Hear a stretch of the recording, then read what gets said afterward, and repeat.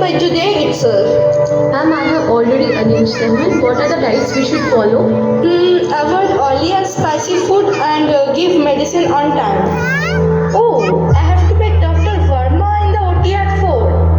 দিদিমণি, you go ahead and দিদিমণি, আপনারে অসংখ্য ধন্যবাদ।